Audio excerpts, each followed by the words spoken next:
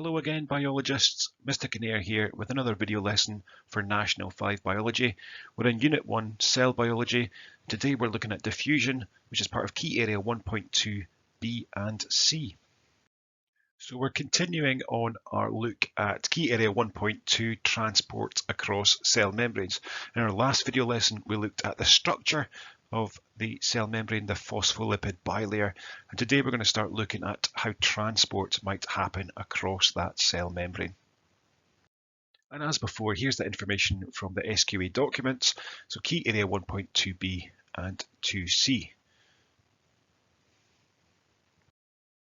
And the learning intentions, therefore, are finding out what diffusion is, looking at everyday examples of diffusion, and why that is important to our cell biology. You will be familiar with diffusion all around you. Things like air fresheners, body spray, deodorant, perfume. If you spray them, they'll be highly concentrated in that area. So there'll be a really concentrated smell. Eventually that smell will fade because it's traveling around the room. So if you sprayed it in one corner of the room, that smell will eventually travel across the room and other people will be able to smell it. The same thing happens with food. Someone's cooking something fine downstairs. That smell will diffuse across the room. So high concentration where the food is to low concentration up the stairs, and you might start to think, oh, it's tea time. Same thing applies with bad smells, unfortunately. So smelly socks or other bad smells that you can think of. That smell, again, will be in high concentration where the offending article is. Eventually that will then travel across the room. But it also happens in liquids. So again, diluting juice.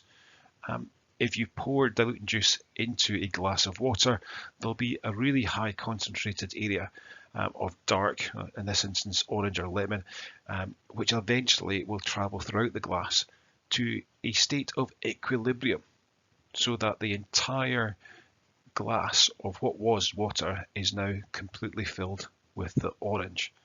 And it started really concentrated, but obviously then dilutes as the particles spread to an even basis across the glass. Same thing happens with tea. This is obviously captured just as somebody's poured the milk into the tea. So again, there's high concentrated areas and low concentrated areas. You can see where the milk hasn't quite got to within that cup. But eventually, if you leave it long enough, there will be a natural diffusion of the milk particles to travel all the way across this cup of tea, and it'll all be the same color. So we've gone from high concentration to low concentration in all of those examples. So here we'll have an example of diffusion happening at a particle level. We've got purple, which is at high concentration in the bottom right hand corner among some grey particles. Let's say sugar in water. The sugar particles, the purple ones, moving from high concentration in the right hand corner to low concentration all around the glass until it gets to a stage where there's an even distribution of all the particles. So everything moves into a state of equilibrium across the glass, and everything is mixed up together. And that happens passively. There's no energy required for that to happen. So as I've described, diffusion is the movement of molecules down a concentration gradient from a high concentration to a lower concentration. So like in that example of the deodorant or air freshener, where you spray it, it's in really high concentration. At the other corner of the room, it'll be in really low concentration. So those particles will move from high to low until they all eventually balance out. But that doesn't require any energy. It's a passive process. Again, you might wave your arms about or whatever. That might move them a bit quicker. But if you just sat there and left it, it would eventually balance out, and it doesn't require energy for those molecules to move. So it is termed a passive process.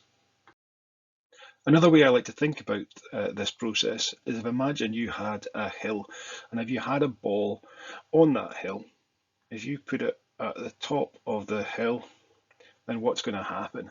It's going to roll down that hill quite easily. It's not going to take any energy to do that. It's going from high to low, just like a particles in the atmosphere. If you put the ball down here and expected it to go up the way, well, that's not going to happen without the addition of energy. So in this process, diffusion, it's going from high to low, and that process is passive. It does not require any energy. But what's the importance of diffusion when it comes to cell biology? Well, ultimately, it comes down to the way that substances enter the cell and waste substances leave the cell. So just have a wee think there for a second. What substances might we be talking about? So if we're looking at an animal cell, so one of our cells, again, a very basic, unspecialized cell here, things that we want to diffuse into each and every one of our cells: oxygen, dissolved food, for example, glucose, and water. These are substances that each and every single one of our cells requires. And within the cell, those substances are used up. So that's always going to be a high to low concentration, because oxygen will be used up within the process of respiration. And going out of the cell, carbon dioxide, again a product of respiration, and other waste products. Again, these are going to be continually produced in the cell here, and therefore building up a high concentration. So high to low will continue to be driven on both sides by the stuff that's diffusing in being used up and the stuff that's diffusing out being built up within the cell. Two large-scale examples of diffusion, ones that we'll come back to in Unit 2, multicellular organisms. But if you think about your food is obviously broken down by your digestive system.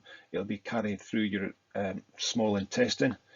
It will then need to move from the lumen of your small intestine into your blood supply, and that will happen through the process of diffusion. And another example on a large scale is in your lungs, where you want oxygen to move from the airspace in your lungs into your blood supply. And in the opposite direction, you'll also have buildup of carbon dioxide that's come back from your body that you'll want to expel from your blood into your lungs. So both oxygen and carbon dioxide moving by diffusion from high concentration to low concentration, but in this example, they're going the opposite directions. And that brings us to the end of our video lesson. Today we've looked at passive transport, which occurs down a concentration gradient, does not require energy, which gives it the name passive. And examples of passive transport are diffusion and osmosis. We've looked at diffusion today, and we'll look at osmosis in a future video lesson. But diffusion is the movement of molecules down a concentration gradient from a high to low concentration. So obviously, if you have any problems, questions or queries, get in touch and I'll speak to you all again soon. Bye.